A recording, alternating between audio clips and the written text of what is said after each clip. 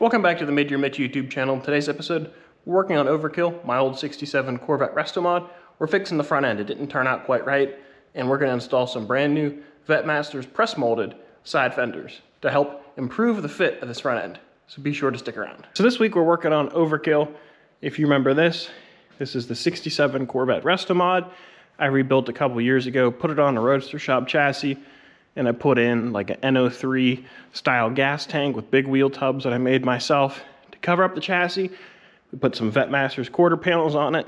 I had some issues getting this front end to fit, and I only had a couple days left before Carlisle. I kind of rushed it. This is a one-piece nose where it doesn't seam along the gills. It's one piece in a big fiberglass mold, and the way they made this mold was off of a car. It was probably a nice no-hit body. But if you know the way the Corvettes are constructed, you know that these side panels are separate panels, and there are actually 26 individual pieces of fiberglass and metal that make up these front ends. Check out my video on building them if you don't know how they're built. But the point of this is they seam right here. So this body line can actually be moved car to car. From this body line to this body line, if you would measure this and say do it over 50 cars, they're all going to be a little bit different.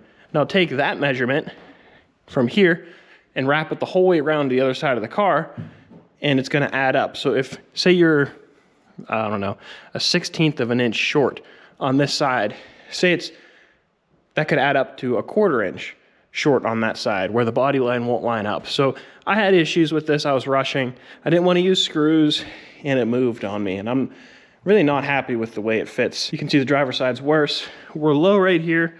I may have adjusted the door after I put the front end on too to make something else line up. And unfortunately, this just doesn't fit right. It's way too high here. This right here is okay. And they may have even adjusted it. This went to a body shop for a little bit because the inner fenders weren't fitting right. And I had to slot the hood. I didn't put the hood on until the end. So I learned with this front end and going to Vetmasters, I learned really how you're supposed to do this. So we're gonna break this one back apart. We need to pull the windshield trim off and take the windshield out of this thing, take the wiper grills off, and we're gonna finish popping this front end off.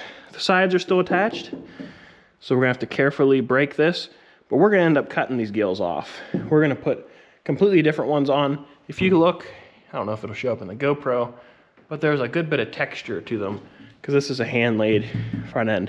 Nothing wrong with it, but for a high-end car like this is going to be, you'd want to see a nice and smooth surface on both sides. This is the way it was originally. So I called up Vetmasters.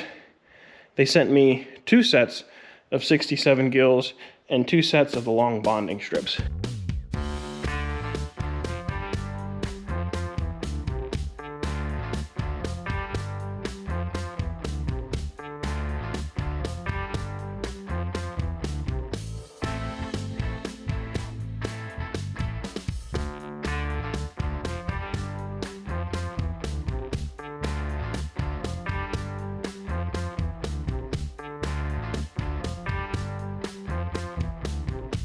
So I have the front end popped loose completely, and I just put a little crack in it right here. That was the only spot we actually had any damage, which that's fixable, and we have to splice this wiper area. Anyways, so I'm not concerned about that, but it popped off good. We can pop off the inner fenders, at least the back side. I need to run the air hammer through here to break that loose so we can start working on dissecting this. Now you don't have to do this, but I know this front end just didn't quite fit right, and it's gonna be easier for me working by myself, and with my fixtures, I'll be able to get a better clamp. I think it's just a better way to do it. You don't have to, but I believe it's better. So we have our side fenders here that we're gonna be using on this car from Vetmasters. They are press molded. I'll show you when we get the other ones off, but you can see it's got the right fiberglass grain, like our quarters, and it'll look smoother and nicer under the hood. But to cut the old ones off, we can come to these ones and measure from our body line to our cut line. It's about 1.5 inches. Let's check it in a few spots. 1.5 inches, about 1.5 inches. And this one, 1.5 inches. about 1.5 inches. Maybe a little bit more than 1.5 inches, about 1.5 inches, well, the whole way around. So that's pretty consistent for my shaky hand measuring while I'm holding a camera. So that means that we'll go from this body line up 1.5 inches. I'll mark it the whole way down, then I'll measure from the back of this to the front. So if we measure that roughly, that comes in at, what's that, 47.5? About, I'll measure it better. That's about 47.5, and we want to leave some room for the bond seam as well. Like on the quarter panel back here, you can see, I didn't finish these seams.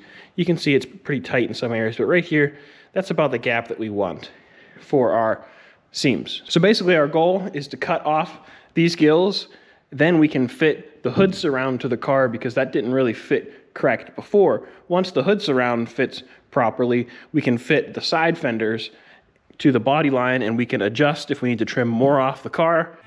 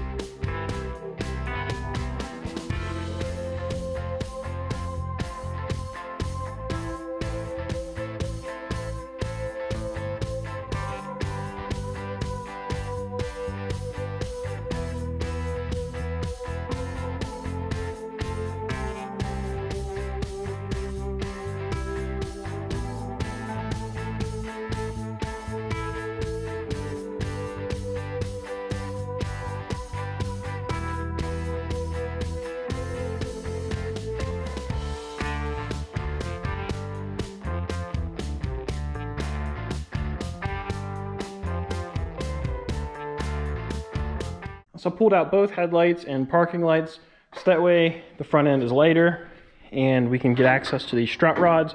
We're going to need to adjust those to help set the hood height. I also broke free the front end from the inner fenders on both sides.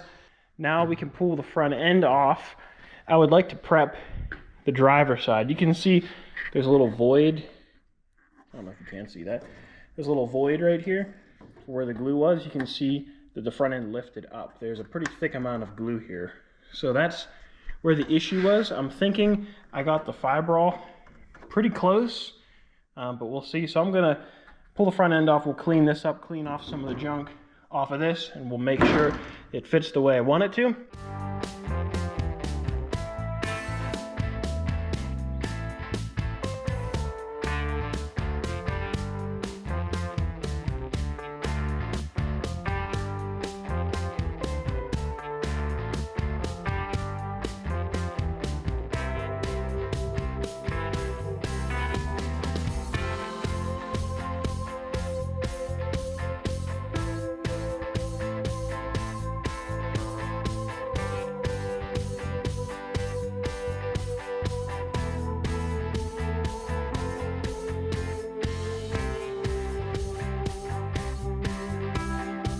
So I pulled the front end off, we cleaned all the glue off and put it right back on just to see how it fit.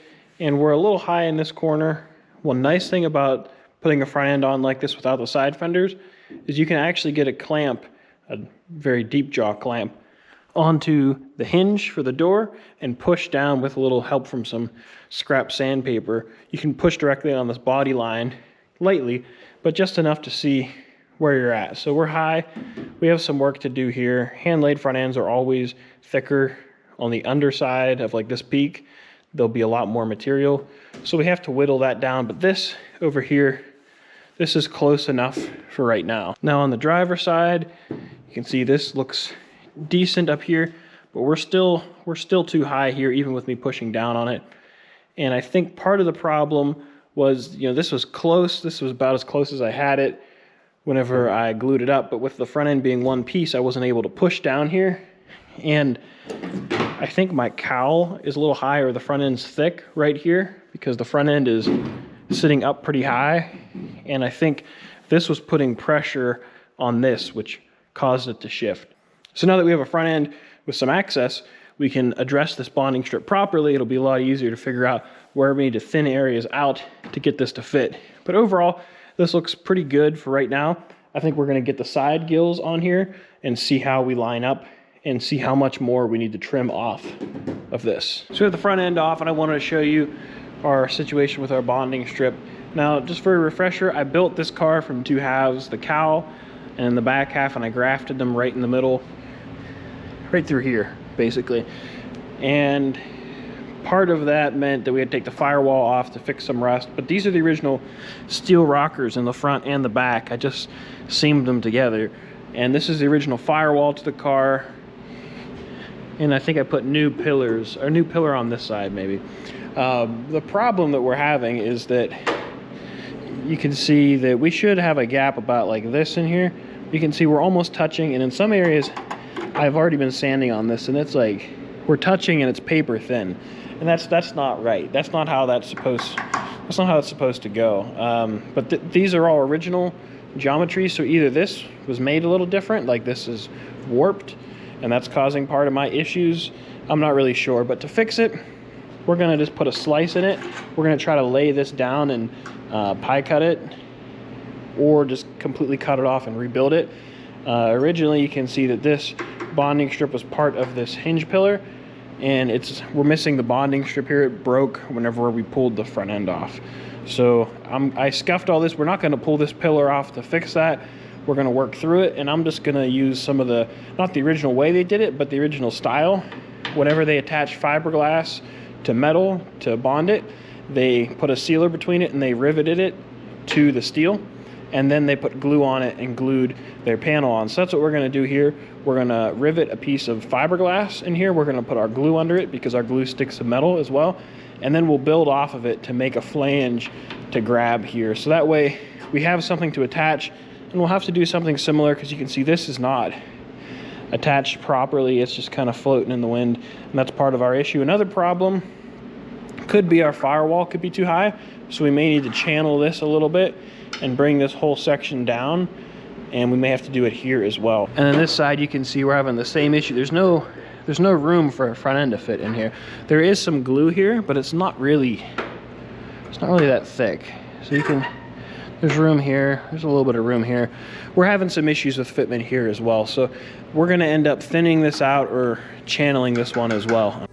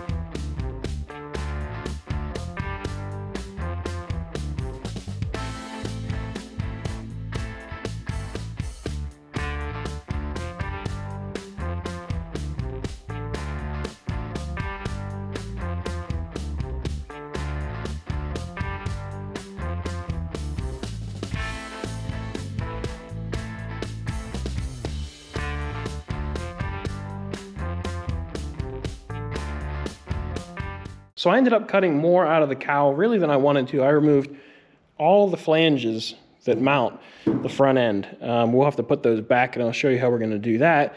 But I had to do that to be able to get everything to sit flat.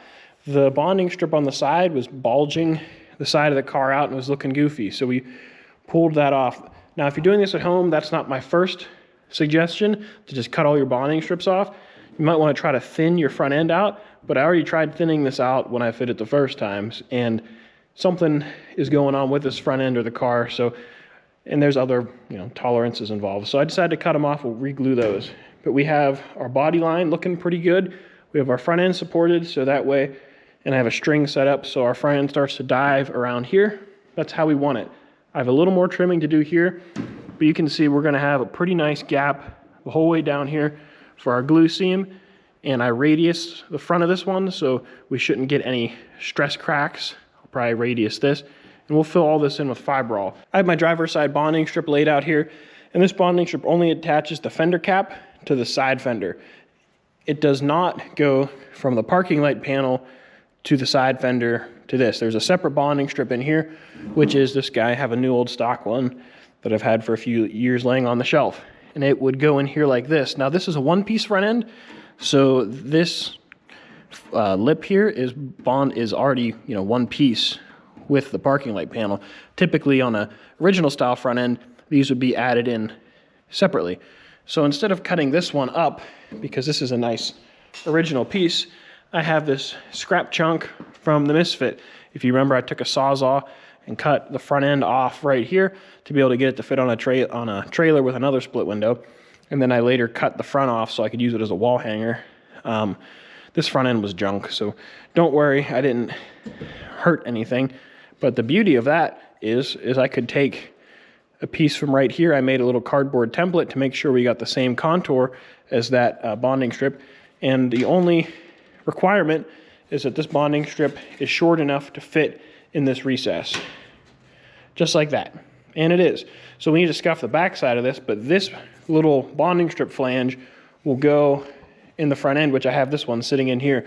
This will bridge this gap. So first we're going to glue this little guy to the front end, and then we're going to add the big long bonding strip in it.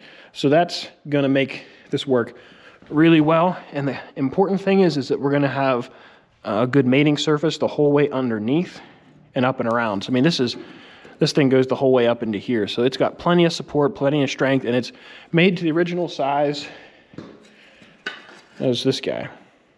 So I have another side of this fender that I'll use on the 65 Roadster that we'll do in about a month. But this car is still giving pieces up. I could have used just a straight section, but since I had some with a curve, I figured let's use it like that. So let's scuff the back of these up. We have to scuff our bonding strips, and we have to mock up our bonding strips because we don't want the bonding strip to be biased too high, because then we won't have enough meat to glue this. We also don't want the bonding strip too low, because then we won't be able to get the side fender to fit perfect. So I think what we're going to do is mock the bonding strip up in here, and then we're going to put it up about 1/8 inch above this body line. Then we'll put a Sharpie line on it, and then we'll glue it to this with this thing flipped upside down.